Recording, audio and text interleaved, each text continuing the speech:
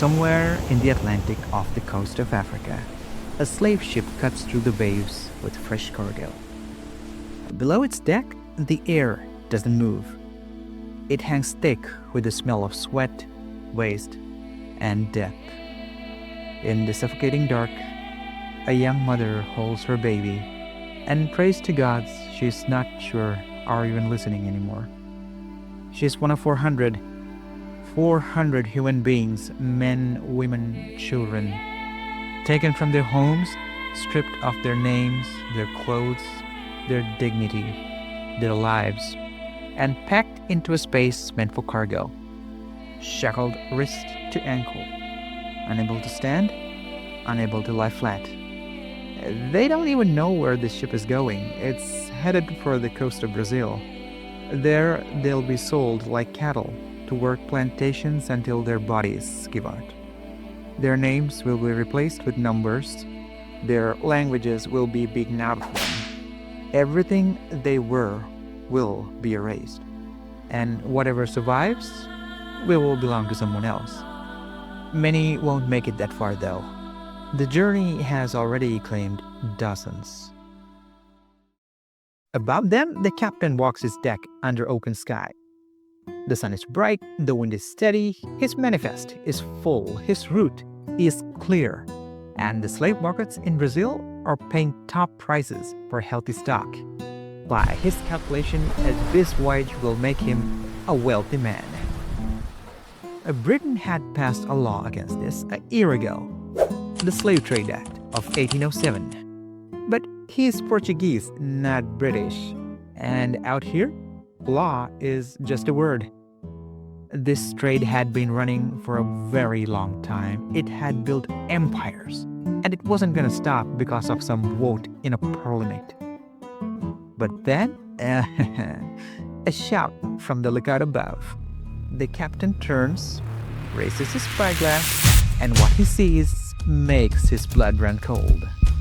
A warship on the horizon, flying British colors, and it's headed straight for them. Ladies and gentlemen, this is the story of the West African Squadron. By the turn of the 19th century, the transatlantic slave trade was already 3 centuries old. Since the early 1500s, European powers, Britain very much included, had been systematically kidnapping, buying, and transporting millions of Africans across the Atlantic to work as enslaved labor in the Americas. Millions. It was one of the largest forced migrations in human history, and it had made a lot of people insanely rich. By the late 1700s, a growing movement in Britain, driven by Christian conviction, Enlightenment philosophy, and moral outrage, had finally had enough. They called out to put an end to the slave trade once and for all. They were the abolitionists.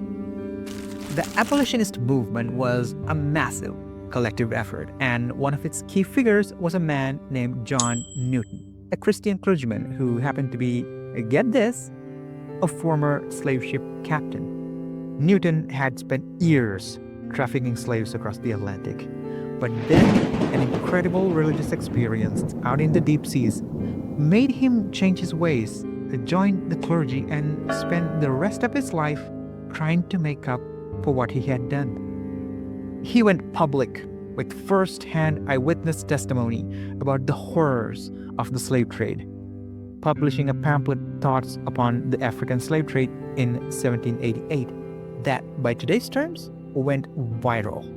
Oh, by the way, John Newton is the man who wrote Amazing Grace. That Amazing Grace.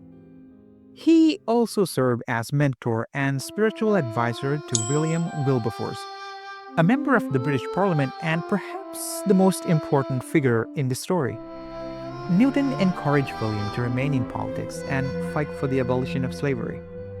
William himself, too, strongly believed ending the slave trade was a moral duty, and apparently had no idea what the words give up or quit meant. In 1787, William stood up in Parliament and made his first speech calling for abolition. It failed. He tried again in 1791, lost the vote 163 to 88. For almost every year between 1789 and 1806, he brought the anti-slavery bill back again, and it got voted down every single time. For almost 20 years, this man fought this fight, enduring threats, ridicule, and accusations of being a fanatic. But still, the dude refused to quit. In 1807, he brought the bill back yet again. And it finally got through. Parliament passed the Slave Trade Act by 283 to 16. William reportedly sat there in tears as MPs paid tribute to his work. But here's the thing. The trade didn't actually stop, because passing a law and enforcing a law are two very different things. The demand in the Americas was still enormous, profits were still staggering, and the slave traders from Spain, Portugal, Brazil, and even rogue British operators simply ignored the new law. Someone had to go out there and actually do something about it. In 1808, the Royal Navy formally established what became known as the West Africa Squadron. Their job was straightforward: patrol 3,000 miles of West African coastline and stop the slave trade. How many ships did they start with? Two ships. 2 ships to cover 3,000 miles of coastline against dozens of well-armed, highly motivated slave ships that were often faster than anything the Navy had. I mean, even by the most insane levels of underfunding. That's just... oh, come on! Okay, so the reason they got so little support at first was because Britain was busy fighting Napoleon in the Napoleonic Wars. Or, as some historians, including myself, like to call it, World War Zero. So most of the Navy was tied up with that. But then, in 1815, Napoleon was finally defeated at Waterloo, and Britain suddenly had some naval bandwidth to spare. In 1818, they sent a commodore named George Ralph Collier to the Gulf of Guinea with 6 ships. His orders were pretty clear: use every means in your power to stop the slave trade. In 1819, they set up a proper base in Freetown, Sierra Leone, and that's when things really started ramping up. Freetown became the squadron's HQ. Captured slave ships were brought there, the people they freed were resettled there, the slave traders were put on trial there. It became this weird city that was basically built from the wreckage of the trade that they were out to destroy. And here's where it gets interesting, because the slave traders weren't just sitting around waiting to get caught. When the squadron got better, the slavers got more creative. They started using faster ships, flying fake flags from countries Britain didn't have treaties with. And sometimes, and this is dark, when they saw a British warship coming, some captains would literally throw their human cargo overboard to destroy the evidence. One British officer wrote in his logs, "Many large whales and sharks are about us, the latter owing to the number of poor fellows who have lately been thrown overboard." That line sits in the historical record like a stone in still water. The Navy adapted too. They began capturing slave ships and started converting them for use in the squadron itself, because the slavers, they had the faster vessels, and the British figured they might as well as use them. One of these converted ships, the HMS Black Joe, even became something of a legend. By 1850, the squadron had grown to 25 vessels and 2,000 Royal Navy personnel. But here's the problem: the British sailors were dying from yellow fever and malaria. The West African coast was literally called the white man's grave. So they started recruiting locally, and about 1,000 crew sailors from Liberia joined up. The crew were experienced sailors. They had better resistance to the tropical diseases that were killing British sailors left and right. They knew the coastline and the river systems inside out, and a lot of them had personal stakes in this. The slave trade had destroyed their communities and families for generations. Together, these mixed crews became seriously effective, because the squadron didn't just stop ships at sea anymore. Later on, they started going on land, raiding slave factories and barracoons where people were being held before getting loaded onto ships. They'd burn these places to the ground, wreck the whole operation, and free people before they ever saw the inside of a ship's hold. And it worked. But not everyone back in London thought this was a good idea. There was this whole group called the anti-coercionists who argued the squadron was way too expensive, caused diplomatic problems, and ultimately wasn't working. And they kind of had a point about the money, because at its financial peak, the squadron was eating up about half of the Royal Navy's entire budget, roughly 2% of the UK's entire GDP. That's not pocket change. They had up to 30 ships constantly patrolling. The government was paying cash bounties to sailors for each person they freed. Britain was also bribing Portugal and Spain with huge sums, sometimes up to £400,000 at a time, just to sign anti-slavery treaties. And then there's the Slavery Abolition Act of 1833, which freed enslaved people across the entire British Empire. And that cost £20 million, which was 40% of the national budget. And it went to compensating slave owners for their loss of property.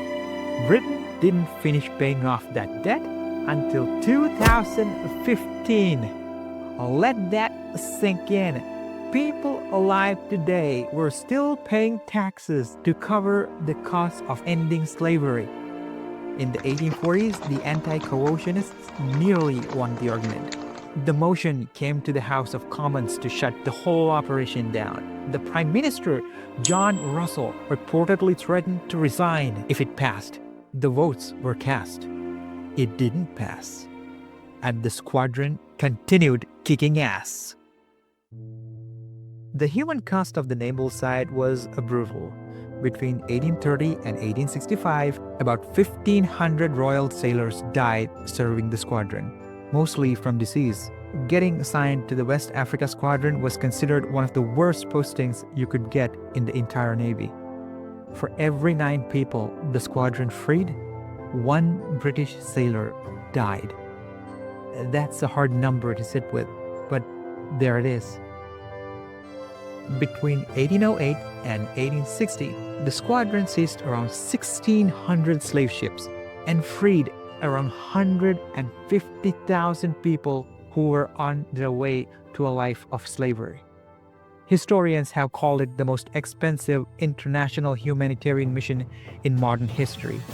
And think about that for a second. A government that had spent centuries profiting off the slave trade decided to spend billions, lose thousands of lives, and dedicate 60 years of naval resources to try and undo what it had helped create. That doesn't erase the original sin, but it is, by any measure, a remarkable thing for a nation to do. The West African Squadron was formally dissolved in 1867. By then, the transatlantic slave trade had mostly collapsed, thanks to the squadron's pressure, international treaties, and the end of the American Civil War in 1865, which wiped out the last major market for enslaved people. 150,000 human beings walked off those intercepted ships in Freetown alive. People who had names, families, and futures that would have otherwise have been stolen from them forever.